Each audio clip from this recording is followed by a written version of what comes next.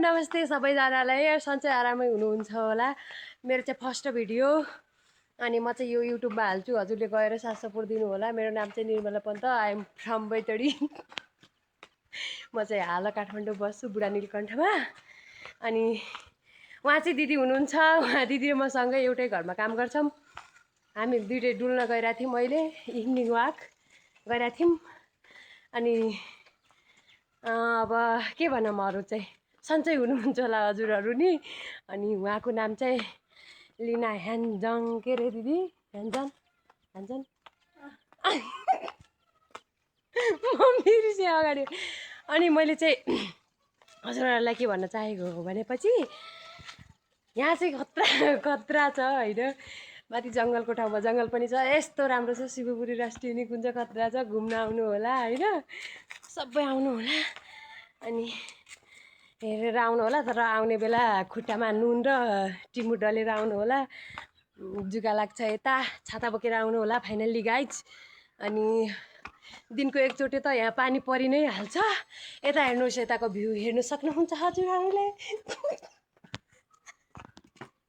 दिदी तल मलाई गिचाइराख्नु भएको छ, तलबाट हेर्न सक्नुहुन्छ। यताको भ्यू हेर्न सक्नुहुन्छ, जङ्गल कस्तो रमाइलो।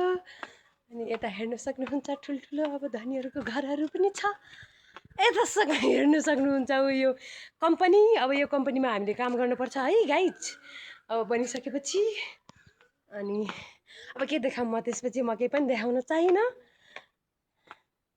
म आफूलाई देखाउन चाहेँ, जङ्गल पनि देखाउन चाहेँ। त्यहाँबाट कस्तो खतरा, तर खतरा जङ्गल छ यहाँनिर होइन। तर अब हाम्रो दिदी चाहिँ मोटी हुनुहुन्छ, उहाँ चाहिँ हिँड्नु सक्नुहुन्न। बिस्तारै पसिना चुहाएर आइराख्नु भएको छ। गाइजहरू बसौँ भन्नु लाग्नु भएको छ। अब मैले थाहा भइसक्यो, तर यहाँनिर बस्ने ठाउँ छैन, यस्तो झ्याङ छ।